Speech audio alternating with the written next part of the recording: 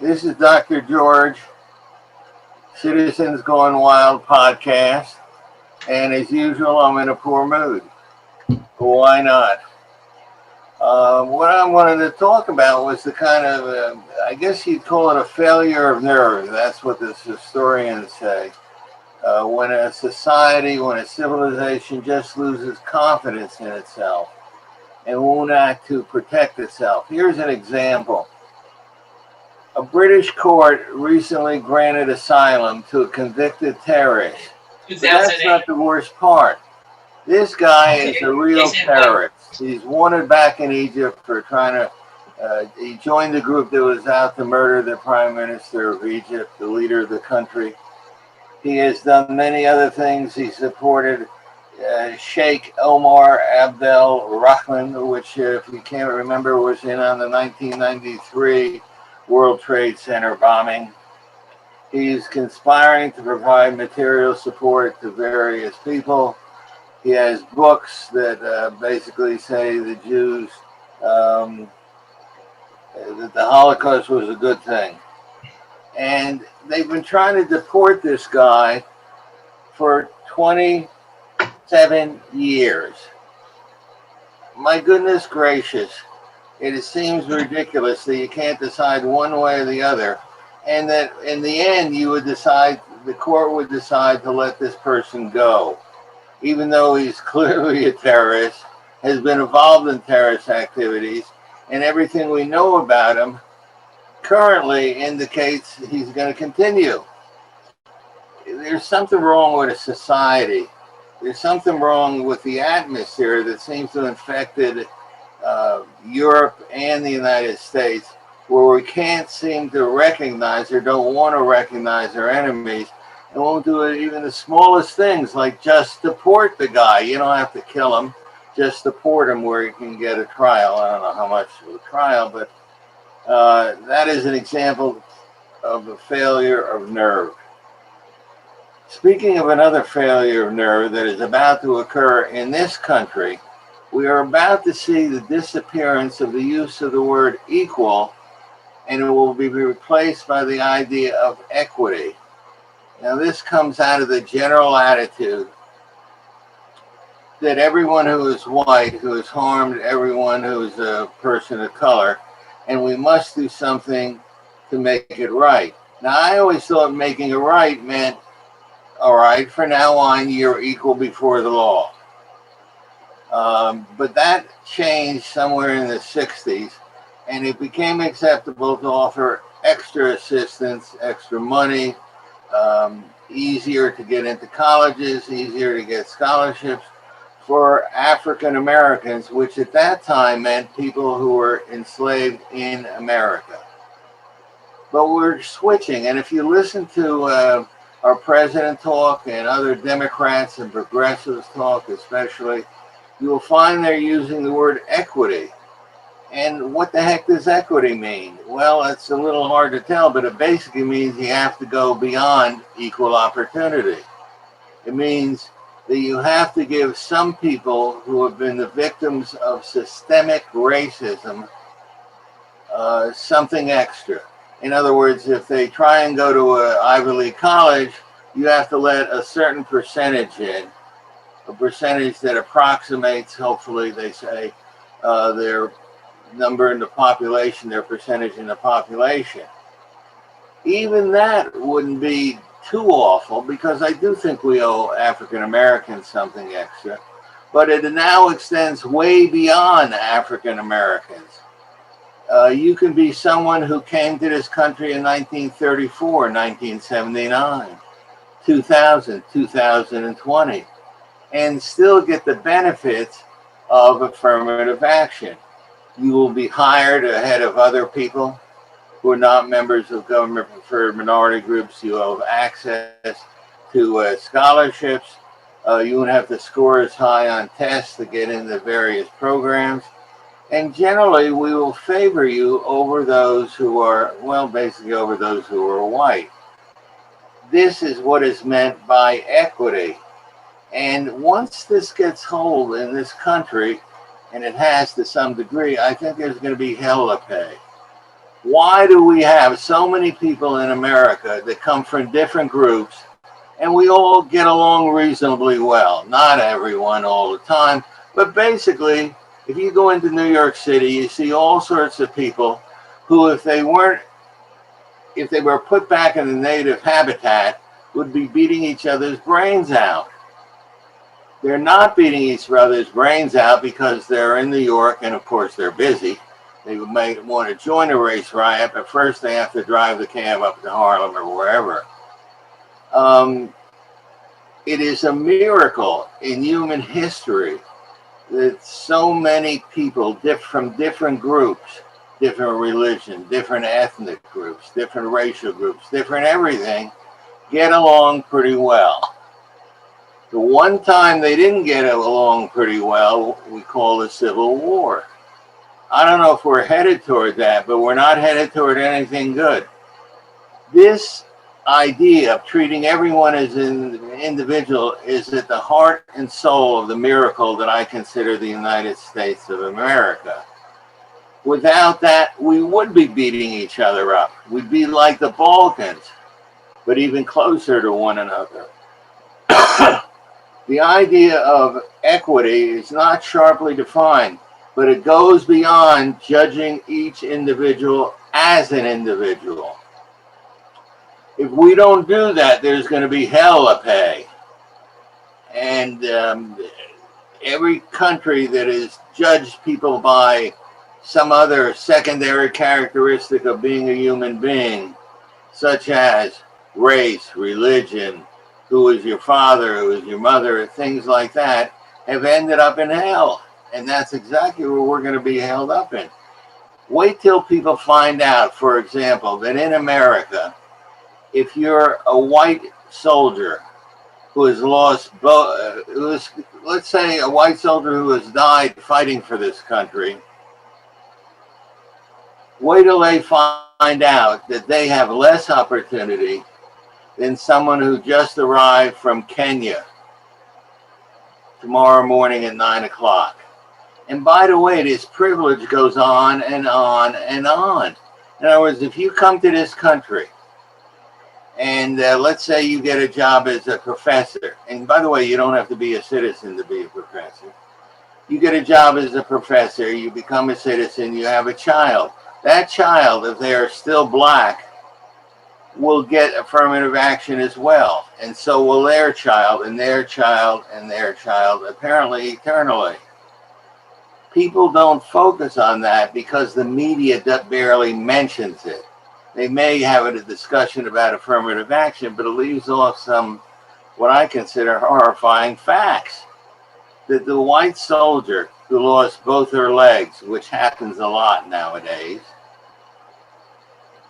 is not going to probably earn much of a living.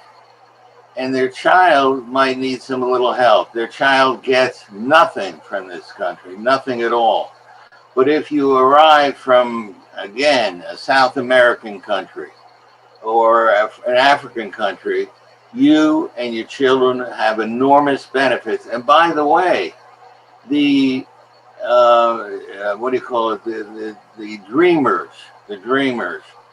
about 100%, as far as I can tell, will have all the benefits of affirmative action. Now, they seem like a nice group of kids and all, although some are getting a little long in the tooth to be called kids. Nonetheless, they seem like a nice group and they seem to like America a lot. But should they be treated better than soldiers who have suffered greatly? I don't think so. I don't even know if they should be treated better than ordinary white people. If this movement toward equity does not stop, I think there will be hell to pay in the future. I may be long gone, but those of you out there may enjoy the spectacle that we will see here in America. George? Yeah. If I may add or comment on what you're saying, we found out over the years that throwing money at a problem doesn't necessarily work. Head Start and other programs that from the 1960s You threw money at the program, but it didn't solve the social ills because it didn't solve the major problem, which was the family unit. Now, you can throw money or at anything, or you can offer money at anything, but equity, look, I will give you an anecdotal story that I just heard last week. A friend of mine is on the committee that admits people to medical schools locally, a medical school locally in the New York metropolitan area. He was telling me that they had an applicant with a 1.6 GPA, 1.6. That's like a D. And that he was being pressured to pass this person on to medical school because he or she came from a disadvantaged background and was going to take extra courses over the next 2 years in summer school. Now, this may be equity because you're getting more people of a minority in medical school. But the old joke, what did they call the person who graduated last in a medical school class? What are they call the patient that goes to see this guy? But the patient isn't going to know it because a guy or gal, the person who isn't going to know it because the person will say, this is Dr. X. I want to mention something else, taking off from your point. I understand giving extra help to African Americans, people who were slaves in this country. Okay, I mean, it's a rational argument. You may not go for it, but okay, it's there. But what is the rational argument for giving this benefit to, as they say now, brown people, people from South America, people from Honduras, El Salvador, Argentina, Venezuela? That makes no sense at all. Well, in fact, we're the only country in the world that has this group called Hispanics. To be very honest, George, to me it goes against human nature in the sense that if you take 100 people, you are going to always have a winnowing out of those who end up at the top of the heap for whatever reason and those that end up at the bottom of the heap for whatever reason. Whether it be mixed, whether it be certain nationalities, in other words, a homogeneous group or a heterogeneous group, you're still going to have this winnowing. And somehow we've gotten the idea that equal means everybody will have not only equal access to everything, but equal ability to do the same thing whether or not they're qualified to do it. Especially in an area like medicine. I mean, if you're going to be a sociologist, all right. But if you're going to go into dentistry or medicine or physics or this is, I don't know how we're going to deal with that. So far, everyone keeps their mouth shut because they're afraid. By the way, a while back, there was a woman who applied for medical school in New York City and she didn't get in. And they said, well, we're giving it to people who have, suffered in the past. And she said, well, my father was in a concentration camp. And she went to court and she got in. But that's just one individual, obviously. Well, I remember back in the day, back in the late 70s, the early 80s, there was a guy in Texas by the name, I think, Alan Backey, B-A-K-E. Right. And he did the same thing. Right. By the way, he was a medic in Vietnam. That's how he got the idea. He was also a trained engineer, and you usually have to be fairly smart to do that. They finally admitted him, but people used to follow him around campus and call him a racist and stuff. But he has a medical practice now.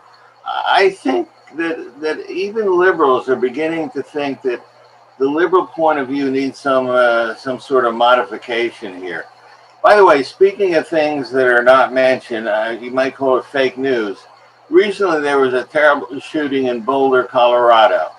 Okay, what do we know about this guy? One thing you probably haven't heard, but that is true, is that he is a Muslim migrant, and he's a sympathizer, a strong sympathizer with the Islamic cause, and that he has spent a fair amount of his time writing about how there's so much Islamophobia in the country. I'm not saying that's what did it, but it surely is part of the mix that should be examined. And the fact that the liberal media has not mentioned any of this. No, they don't. I mean, it's just they mention the same thing over and over and over. They ought to be sued by mental health professionals. By the way, there was the anniversary of a neat event that also is not in the news. A guy named Dr. Charles Jacobs, who's one of the wonder workers of our time, he has spent a great deal of time freeing slaves in Africa. In Africa, there are slaves in the Muslim countries. 100% of the slave owners are Muslim, white variety, and 100% of the slaves are black. And he actually ended up freeing a lot of these people, and they had a program about it, but they won't show that. Anyway, he was in the South Sudan witnessing the liberation of black slaves on Pesach. The slaves were mostly of the Dinka tribe, and if you saw that series Roots years ago, they mentioned the Dinka tribe. That's where the main characters come from. Well, this guy worked very hard to free slaves, and it's a good thing he did, because the boys, the young boys who are black, are picked up and made goat herders and then killed when they get older and strong enough to hurt somebody. Most were forced to convert to Islam.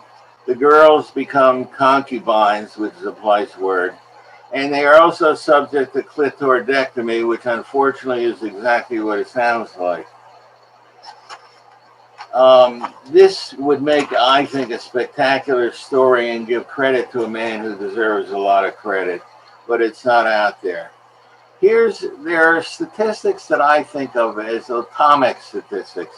They're useful over and over and over again. And in a story about climate control, way down in the story, they mentioned that 28% of the global output of carbon, which is the bad stuff, is put out there by China. And they put out more than the United States, all of Europe, and India together. So, in effect, you can talk about whatever you want to talk about regarding climate control, but unless China pitches in, it's all meaningless. But you rarely hear these numbers out there. You know, this was one of the problems with the Paris Accord. China could continue to do, since they were a catch-up nation, they could continue to do pollution until 2035, I think it was. And then they would be bound to the goals of the Paris Accord. I mean, what Trump said, he was right. They are raping us. We're supposed to go all out, and it's basically meaningless unless China comes in, and that's what it is. You know, unfortunately, again, this is in my estimation. In many ways, Trump, in many things, in my view, was right. But it ain't what you say, but the way that you say it. It's the old strong wind. Well, I would say he did some things that were wrong, too. He did many things that were wrong. But he also did a lot of things that were right. Again, but it was not how he did it. It was how he portrayed it. He couldn't keep his mouth shut. He could start a riot by telling you the time of day. I recently saw him in a video. He's giving a toast at a wedding, except 92% of the toast is about how he was wronged in the last election. Listen, the man is a world-class narcissist, unfortunately. And I think that Trump would have done a lot of good. He could have kept his mouth shut and given vent his ideas rather than tweeting about them and tweeting about me. Right, exactly. I wanted to mention another atomic number. One thing you should always do when you look at policies of the future is see what happened in the past when we did something like that, or did some other country do something like that? We had, as you recall, an amnesty under President Reagan, and we decided that, well, everyone who's here, okay, you can stay, but in the future we'll do something to stop people from coming in illegally. Now, at that time, the Immigration Naturalization Service determined that 88% of the applications for amnesty were fraudulent. Alleged farm workers told interviewers that cotton was purple or claimed to have pulled cherries from the ground. Of the 888,637 fraudulent applications, how many did the government approve? 800,000. In other words, even if people say, well, we'll check to see if they're fraudulent or not, they're not going to check. And we know that because they didn't check the first time around. Wait, look, George, first of all, I would need to know what the definition of fraudulent was. Was it an honest mistake, or was it? It had to have arrived by a certain date. Okay. In other words, that's what they're planning on doing this time as well.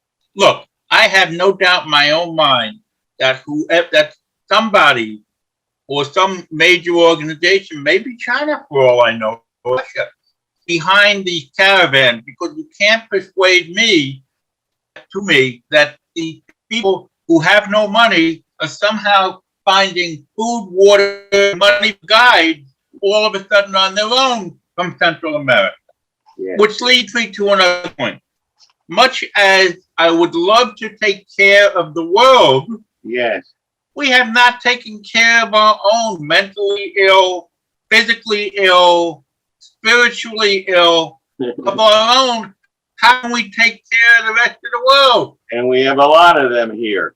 By the way, there are some people that I would call liberals, but honest liberals, like a guy named Andrew Sullivan, who said Biden told one whopper after another when he talked about immigration.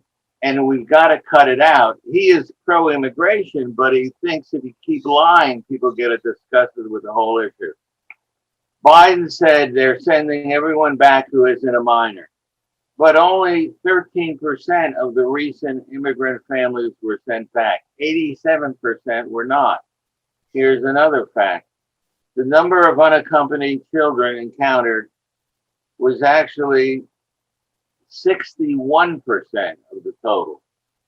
And most of all, if just remember this every time this issue comes up. What percentage of illegal immigrants are ever sent back? 2.5%. That's it. And this is from a guy who is pro-immigration. How many of them disappear as soon as they register and don't show up at their court dates? That's another thing they lie about. They say they do, or the majority do. No, they don't. What you don't hear about is the people who don't show up, and they often turn out to be bad actors. Remember the guy in Virginia who shot people while laying in the trunk of a car? This was a few years ago.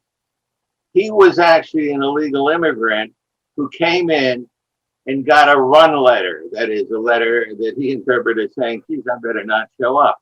And eventually ended up meeting this guy, and they drove around Washington, Virginia, and he would lay in the back in the trunk and shoot people. They're not all great people here. By the way, just to which leads you you up, George, I'm going to interrupt. You missed one other point. A lot of the immigrants now, seeing how easy it is to come in, they're not only from South America. We're getting people from Asia, we're getting people from Africa, we're getting people from the Islamic countries. yeah, They're all into this mix too. well, if you lived in hell, which is most of the world, and you found out there's a place you can go, and the chances are pretty darn good that you'll be okay after you get here. You'll get free education for your children, free medical care. You can go to school Probably on a scholarship. New York University has scholarships that you can only get if you're here illegally. It just boggles the mind. I mean, why even bother? Maybe we're going to have a mass exodus of whites somewhere else. But we'd still be taxed and have to send the money back here, I think. By the way, in Alabama, two professors were suspended for wearing Halloween costumes. And one was on Halloween, I assume. On Halloween. Okay. One was a Confederate general. As Bill Morris pointed out, the whole point of Halloween is to dress as a character that you would never be. You're not actually going to use that sword to cut off heads. You're not going to actually take your head off and hold it on the side of you. But anyway, they are suspended, which means they haven't been fired yet. But if you hang around long enough, they might. At Oxford University, one of the premier universities in human history, they're thinking of doing away with classical music. And the reason is classical music is associated with England when England was an imperialist power. Here's, you just assume people who speak proper English, that's when they were an imperialist power too. What can I tell you? Faculty jobs more and more now require you to write a statement about how you are going to act in such a way as to increase the number of marginalized people at the school. They now list skills required: a commitment to equity and inclusion. This is at Winston-Salem State University. Required documents: you must have a diversity statement that addresses how your cultural, experiential, or academic background contributes to the building of an equitable and diverse scholarly environment. The interesting thing is that if you want to be a professor of computer science, you have to show this. If you want to be a professor, there's one ad here for physics. I don't know how you would do it with physics exactly. Computer science. Are we getting to the point where we now have black physics as compared to non-black physics? Just like in Nazi Germany, they had Jewish physics as compared to Aryan physics? When I visited the Holocaust Museum, they had, how do you know who's a Jew or not? Sometimes it goes back a long time, sometimes it's recent. Well, if it's a male in Germany, it was easy. Well, okay. But they would actually have a device whereby they measured the curliness of your hair. Jews and blacks have tightly curled hair, something except for you. Here's something. I don't know if you know who Susie Orman is, but she's a darn good explainer of personal finance and answers questions about personal finance. She spoke before an organization with 15,000 student affairs professionals. They advise students. She had to apologize later because she failed to mention structural barriers to wealth creation. That is, she didn't do anything wrong, but she failed to do something right. I think I'll end on that note because I don't know what to say after that. If you know anyone who's applying to be a professor, tell them to make sure not to dress up funny as in a Halloween costume and stuff. I once took my dog and I wore dark glasses and walked on campus with what do they call it, a walking stick, so I could show my dog to some of the people I knew there. And if I were stopped, I was planning to say, well, I can't see where I am without the dog. But anyway, that worked out then. I wouldn't try that nowadays. That's all I have for today. I thank you very much, Larry. And I'm going to try and come up with stories next time to cheer you up.